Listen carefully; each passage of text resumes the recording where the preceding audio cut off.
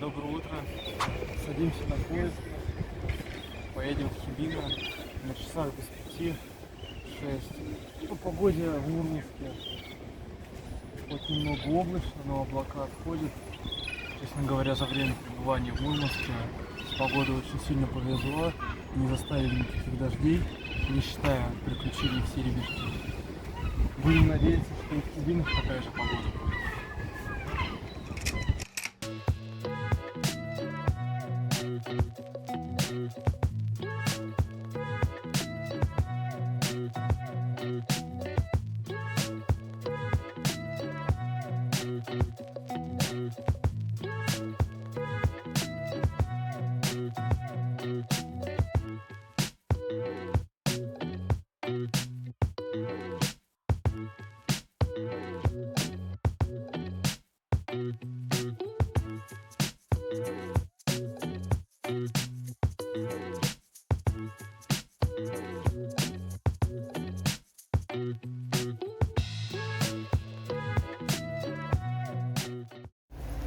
Вот и все, мы приехали в Апатиты. Сейчас зайдем в супермаркет и поедем в Кировск.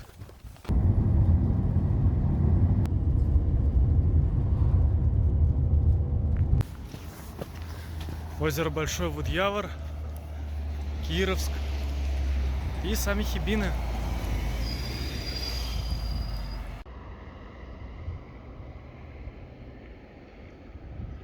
Непосредственно автостопом мы добрались до озера Малый Вудьявор. Сейчас будем идти к перевалу Рамзая. Там уже посмотрим по собственным силам, как дальше поступить. Вот такие у нас пейзажи. Вокруг лесочек, вверху Хибины возвышаются и Егор.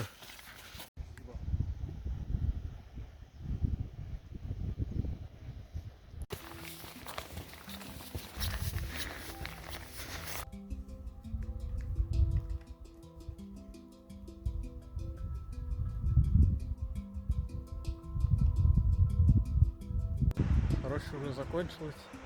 Началась горная местность. Двигаемся к перевалу Рамзая.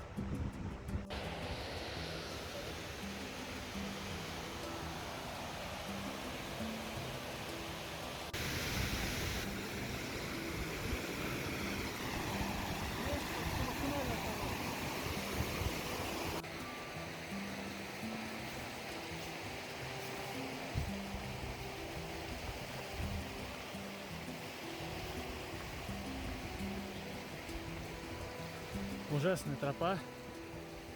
Идем до ручейка этого, уже не знаю сколько, а вверх не поднимаемся.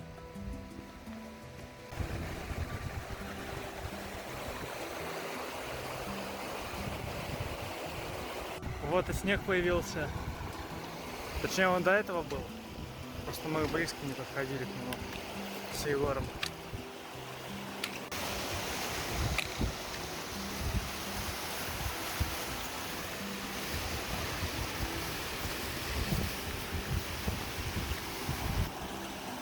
Вот здесь-то мы и перейдем речку вброд. Конечно, течение сильное, но мы постараемся.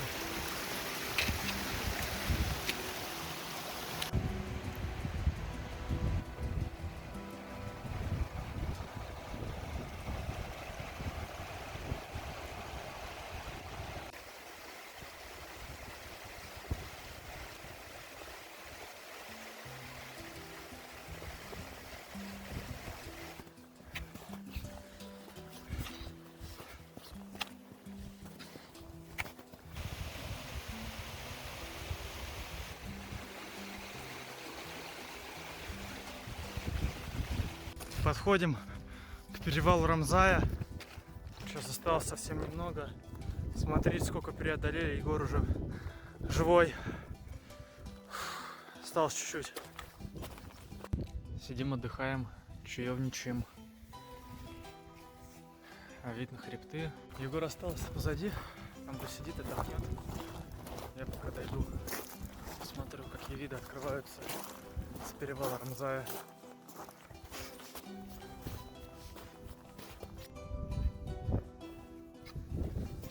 Урум здесь, конечно, лютейший. Вдалеке виден просвет. Такой вот грозный серый перевал между огромной грудой камней. Снег еще даже не растаял. Фу. Дальше я уже не пойду, сам устал. Спускаться в гору. Возвращаюсь назад. Чуть отдыхаю. Ловлю Югора. И спускаемся вниз, обратно к озеру Малый Водоявр.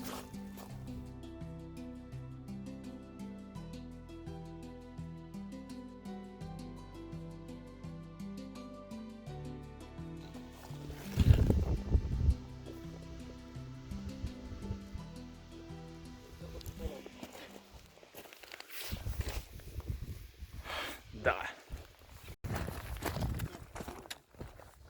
Все, спускаемся вниз.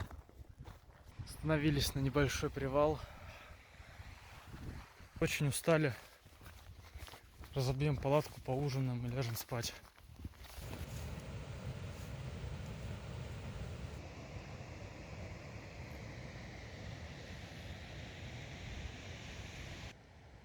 На улице уже темнеет. То есть мы спустились на юг области. И полярный день здесь ощущается намного меньше. Это даже буквально заметно по небу. Сейчас покажу. Изначально мы с Егором планировали этот поход еще в 2023 году, но из-за того, что у него там поменялись планы, и у меня тоже с сессией изменились сроки сдачи, у нас никак не получилось это реализовать. И в прошлом году мне пришлось самому планировать тур, путешествие в Таганай. На Южный Урал, а потом я в Сибирь ездил. И в прошлом году мы хотели и Мурманск, и Карелия. И, соответственно, не на 7 дней, а на более долгий срок, дней 14-15. Однако сейчас, когда я планировал это путешествие,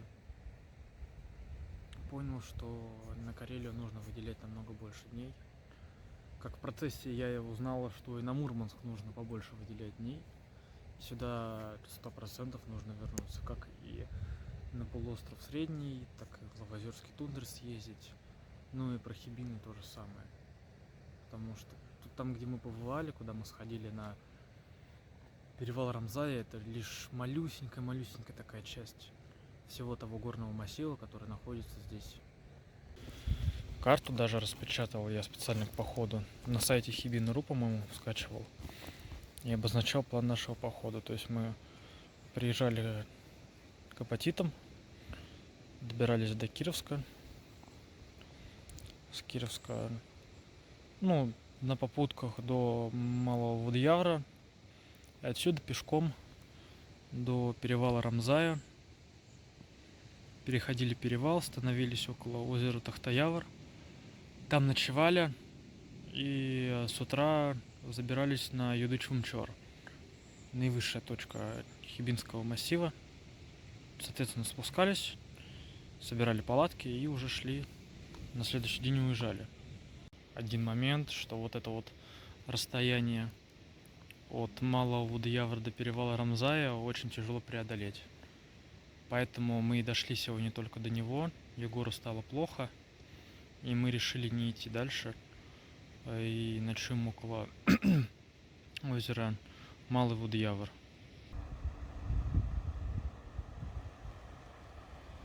Спокойной ночи. The next morning.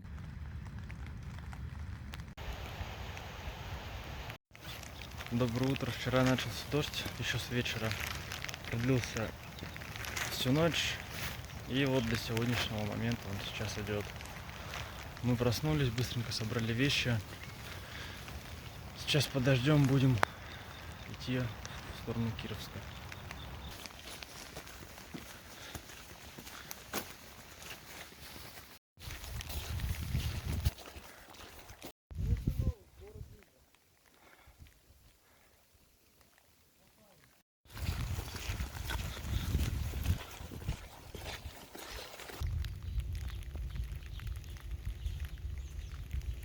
Вернулись с Георгием в Кировск.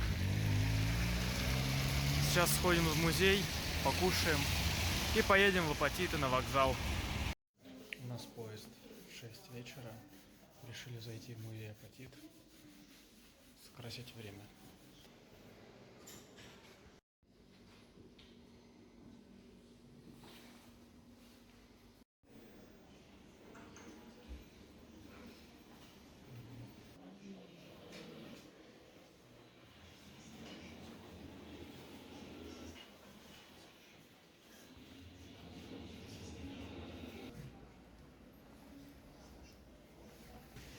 Снова пошел проливной дождь.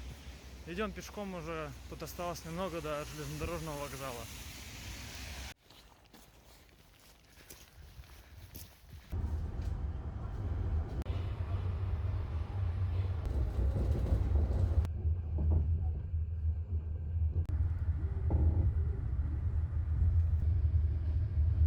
Уезжает, Степа остается. Да. Все. Егор уехал. Дальше один. День 6. Время 4 часа утра. Иду в супермаркет. Сейчас куплю себе перекусить в самолет, потому что день сегодня будет, не сказать, что трудный в сравнении с другими, но его я проведу в основном на дороге.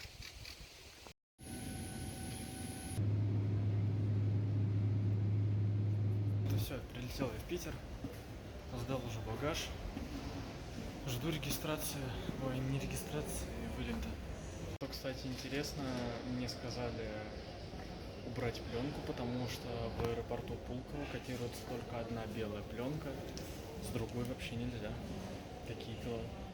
Уважаемые пассажиры, вылетающие рейсом авиакомпании.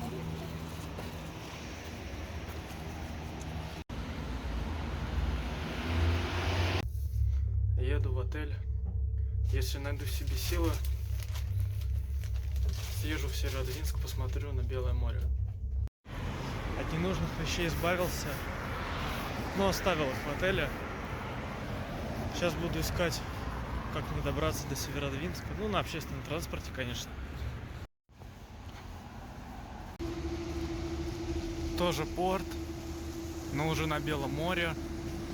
И река здесь Северная Двина.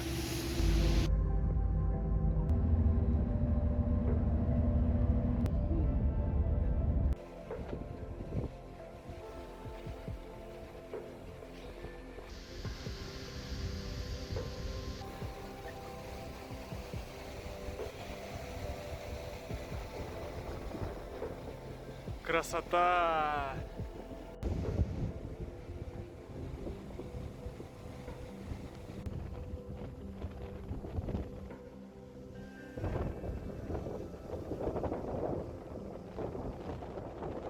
Несмотря на весь красивый вид, здесь очень ветрено.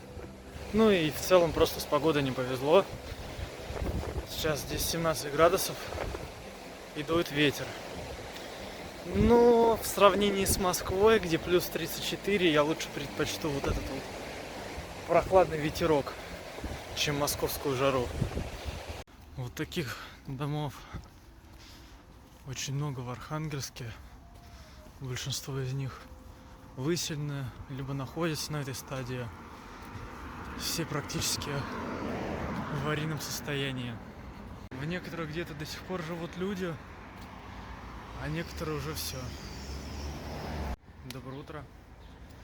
Вчера поздно приехал из Северодвинска в Архангельск, уже сил не было что-то снимать. Поэтому сейчас я на следующий день уже вот сдал номер, вещи оставил на ресепшене. Сейчас позавтракаю. И у меня есть несколько часов, чтобы пройтись по городу.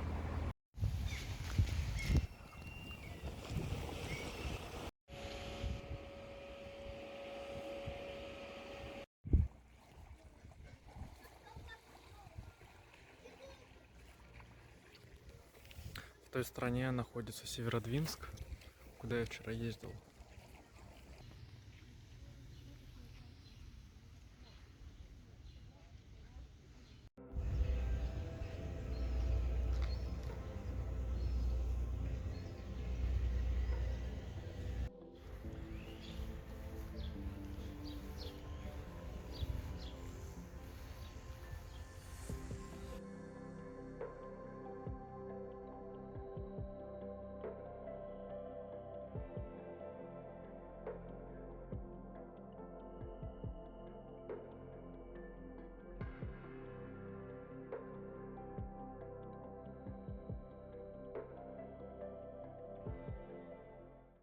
Сходил в Северный морской музей. Многие путеводители советовали там побывать. В целом мне все понравилось, достаточно интерактивно. Единственное, хоть и экспозиция маленькая, но видно, что трудов туда было вложено немало. Стоят два судна на набережной. Снизу под надписью «Мурманск» написано «Амстердам». И над названиями, под названиями тоже совершенно другое название судна. Проспект Чумбарова-Лучинского, центральная пешеходная улица в Архангельске. Домики здесь довольно ухожены по сравнению с теми, что я видел вчера. И интересно они смотрятся с зданиями советского периода. Хотя не все домики, видимо, в отличном состоянии. Это вот сайдингом отделали. Что-то сейчас в процессе восстановления. Ну тут, как обычно, в российских городах шаг влево, шаг вправо. Уже совершенно другой пейзаж.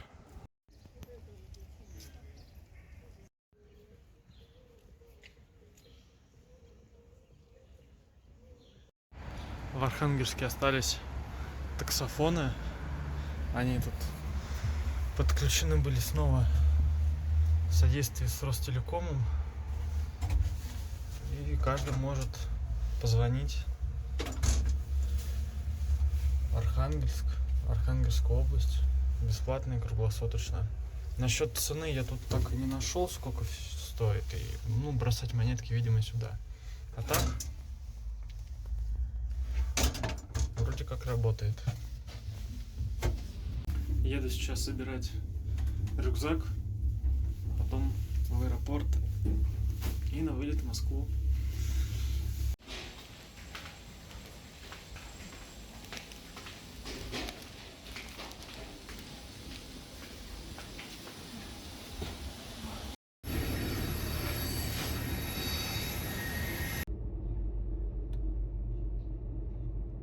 Итак, расскажу про наш маршрут. Из Москвы я с Егором вылетел рано утром, и спустя 2 часа мы уже были в Мурманске. А оттуда автостопом добрались до Териберки, где посмотрели популярные локации, разбили палатку и легли спать. На следующий день мы вернулись автостопом в Мурманск, где заселились в хостел и погуляли по достопримечательностям. На 3-й день нашего путешествия мы отправились на полуостров Рыбачий и Средний, где увидели Норвегию и необыкновенные северные пейзажи. На следующее утро мы отправились в Хибино, сначала доехали до Апатита, затем до Кировска, а там уже пошли в горы и ночевали в палатках. На 5-й день мы вернулись обратно в Мурманск. Егор полетел домой, а я поехал ночевать в хостел, так как затем мне предстояло лететь в Архангельск с пересадкой в Санкт-Петербурге. Прилетев в Архангельск, я сразу же поехал в Северодвинск, где посмотрел на Белое море. А в заключительный день путешествия я прогулялся по Архангельску и улетел обратно в Москву. Я отправился в путешествие не один, а с Егором. Это мой бывший одноклассник, и знаю я его еще со школы. Путешествие вдвоем это намного лучше, чем кататься одному. Да, там есть свои нюансы, но согласись, количество плюсов превалирует над количеством минусов. Я езжу дней на 10-14, но, к сожалению, в этот раз у друга отпуск был короче, и поэтому наши приключения за Северным полярным кругом длились лишь 7 дней. Обязательно подписывайтесь на мой канал, ставьте лайки. Это позволяет продвигать мой канал и мой контент вперед. Также подписывайтесь на мой телеграм-канал. Там я периодически рассказываю о путешествиях. Всем пока!